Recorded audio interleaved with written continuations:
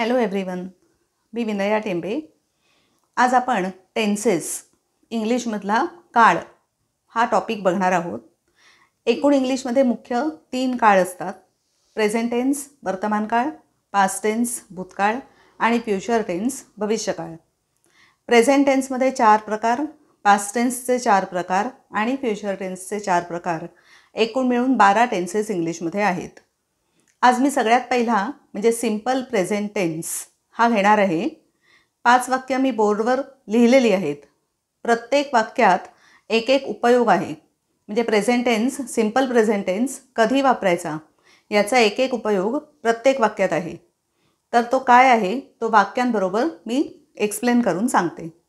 Let me begin. सुरुवात करते. Tenses म्हणजे काळ.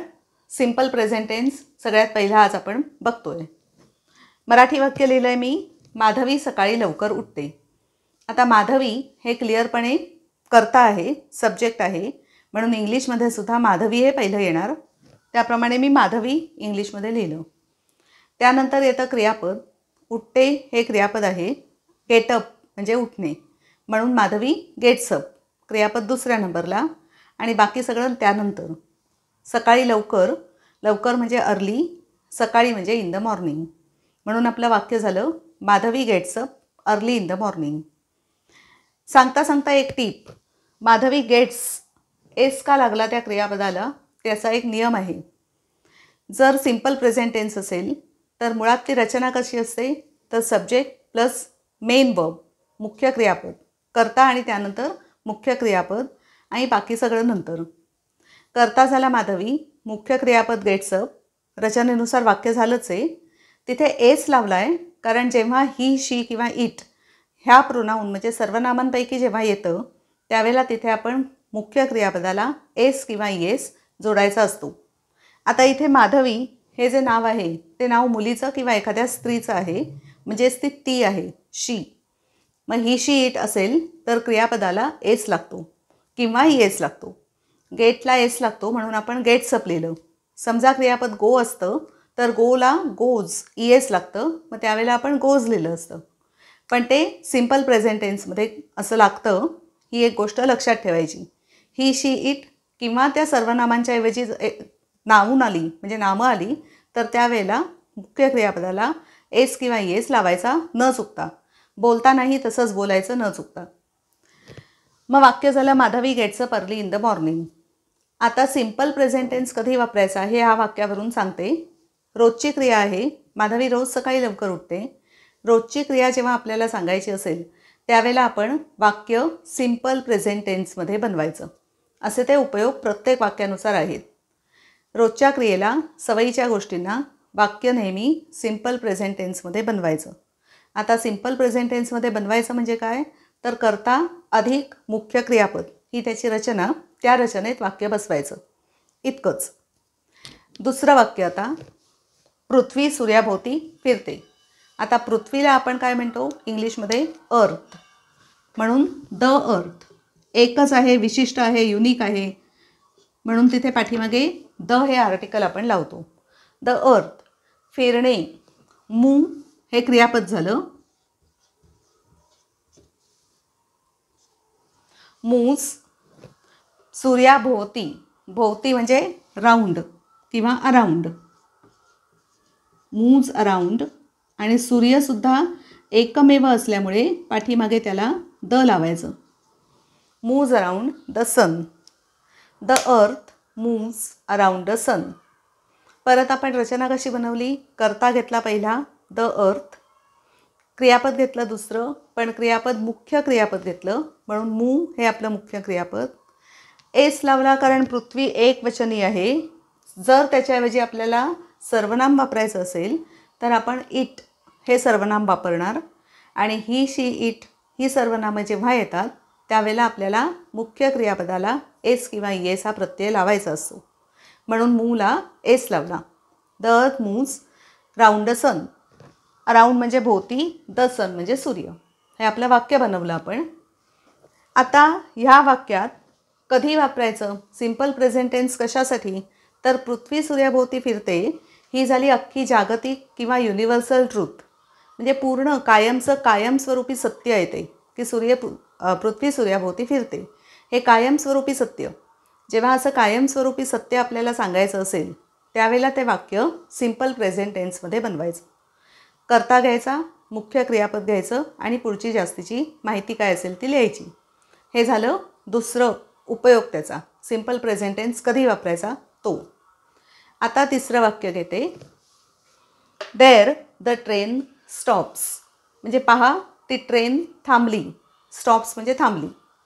जेव्हा वाक्याची सुरुवात हिअर किंवा देअर या शब्दाने होते आणि जेव्हा ते वाक्य उद्गारवाचक असतं, म्हणजे शेवटी एक्सक्लेमेटरी मार्क किंवा उद्गारवाचक चिन्ह असतं, वाक्य एक्सक्लेमेटरी असतं, उद्गारवाचक, त्यावेळेला ते वाक्य सिम्पल प्रेझेंट टेन्सच्या रचनेमध्ये बनवायचं.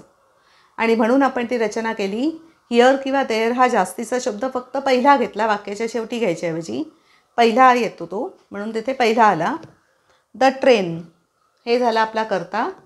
स्टॉप हे झालं आपलं क्रियापद, मुख्य क्रियापद. परत द ट्रेन एक आहे. इट हे त्याच्यासाठी सर्वनाम आहे आणि म्हणून त्या स्टॉपला आपण परत एस लावला आहे. एस किंवा येस प्रत्यय लावतो त्यानुसार. म्हणून अशी वाक्य हिअर आणि देअरने सुरुवात होणारी, उद्गारवाचक असलेली अशी वाक्य आपण सिम्पल प्रेझेंट टेन्समध्ये बनवतो. त्यानुसार ते वाक्य आपण बनवलं. तिसरं वाक्य आणि त्याचा उपयोग झाला. मराठी अर्थ फक्त लिहून ठेवते मी इथे. पहा म्हणा किंवा ही बघा म्हणा, काहीही म्हणा. ट्रेन, आता ट्रेनला मी ट्रेन हा शब्द लिहिते कारण सगळ्यांना तो माहिती आहे. थांबली.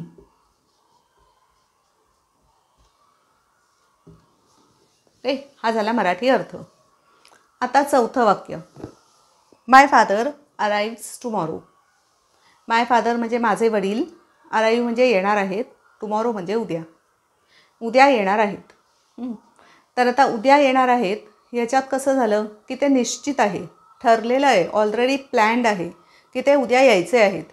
आणि असं जेव्हा असतं तेव्हा आपल्याला भविष्यकाळी जरी ते असलं तरी वाक्य आपण सिम्पल प्रेझेंट टेन्समध्ये सुद्धा बनवू शकतो. ज्यावेळेला एखादी गोष्ट निश्चित आहे, म्हणजे उद्याची गोष्ट म्हणा किंवा भविष्यातली गोष्ट, पण जी निश्चित आहे, ठरलेली, हे असंच आहे आणि असंच करायचं आहे, असं जेव्हा निश्चित असेल त्यावेळेलासुद्धा आपण ते वाक्य सिम्पल प्रेझेंट टेन्समध्ये बनवायचं. त्यात बनवायचं म्हणजे काय करायचं, परत रचना आहे त्यानुसार ते बनवायचं. कर्ता, इथे कर्ता आहे माय फादर. त्यानंतर मुख्य क्रियापद इथे आहे अराइव्ह. माय फादर म्हणजे ही म्हणून एस लागला क्रियापदाला, अराइव्स. ॲडिशनल भाग नंतर, टुमॉरो म्हणजे उद्या. अशा पद्धतीने त्यावेळेला जेव्हा मी आत्ता सांगितलं त्याप्रमाणे जर असेल त्यावेळेला वाक्य आपण सिम्पल प्रेझेंट टेन्समध्ये बनवू शकतो. मराठी अर्थ आहे माझे वडील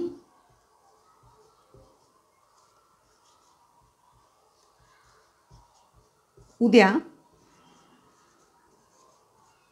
येणार आहेत.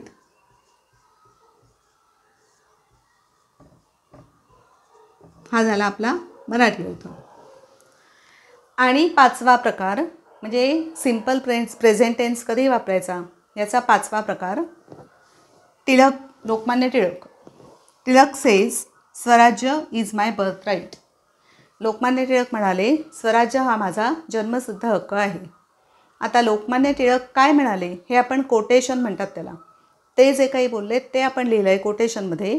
जेव्हा असं असतं त्यावेळेला सिम्पल प्रेझेंट टेन्स वापरायचा असतो. कसा झाला हा आपला simple present tense. Tilak, Lokmanya Tilak हे इथे कर्ता आहेत. पहिला आपण कर्ता घेतला. दुसरं असतं मुख्य क्रियापद. से हे आपलं मुख्य क्रियापद आहे. परत लोकमान्य टिळक म्हणजे ही, आणि ही या शब्दाला, या सर्वनामाला, क्रियापदाला एस लावायचा म्हणून एस लावला आहे.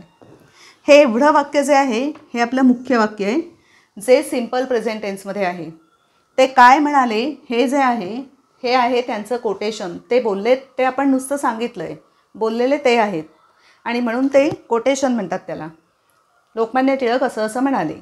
पण पहिलं जे वाक्य आहे लोकमान्य टिळक म्हणाले हे आपण नेहमी सिम्पल प्रेझेंट टेन्समध्ये म्हणायचं असतं.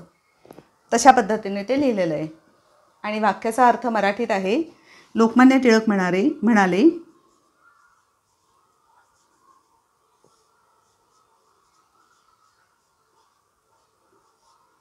टिळक म्हणाले म्हणण्यापेक्षा आपण लिहूया टिळक म्हणतात किंवा लोकमान्य टिळक म्हणतात किंवा सांगितलंय काहीही. काय त्यांचं वाक्य नेहमीचं अगदी आपल्याला चांगलं माहिती असलेलं, स्वराज्य हा माझा जन्मसिद्ध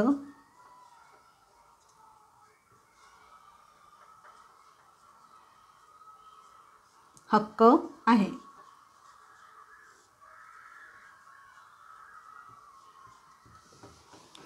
माझ्या मते 5 वाक्य आणि कधी वापर करायचा सिम्पल प्रेझेंट टेन्सचा हे तुम्हाला उदाहरणांवरून नक्कीच समजलं असेल. फक्त एकदा नुसतं वाचून दाखवते, काही महत्त्वाचं वाटलं तर सांगतेच जोडीला, पण fast. Okay. Simple present tense आपण बघतोय. 5 वाक्य, त्यानुसार त्याचे 5 उपयोग. माधवी सकाळी लवकर उठते. Madhavi gets up early in the morning. रोजची सवयीची क्रिया. पृथ्वी सूर्याभोवती फिरते. The earth moves around the सन. जागतिक सत्य किंवा कायमस्वरूपी सत्य. There the train stops. पहा ट्रेन थांबली. देअर आणि हिअरने सुरुवात होणारी उद्गारवाचक वाक्य त्यावेळेला सिम्पल प्रेझेंट टेन्स आपण वापरतो. माय फादर अराइव्स टुमॉरो. माझे वडील उद्या येणार आहेत. ज्यावेळेला एखादी गोष्ट भविष्यातली निश्चित असते, ठरलेली असते, प्लॅन्ड असते, त्यावेळेला आपण सिम्पल प्रेझेंट टेन्स वापरतो. लोकमान्य टिळक सेज स्वराज्य इज माय बर्थराईट. लोकमान्य टिळक म्हणाले स्वराज्य हा माझा जन्मसिद्ध हक्क आहे.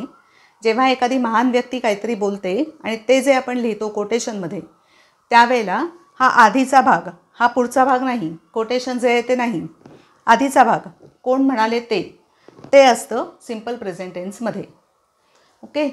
आय होप तुम्हाला हे समजलं असेल. आज मी इथेच थांबते. जर व्हिडिओ आवडला असेल तर नक्कीच लाईक करा, शेअर करा आणि सबस्क्राईब करा. Thank you very much. बाय.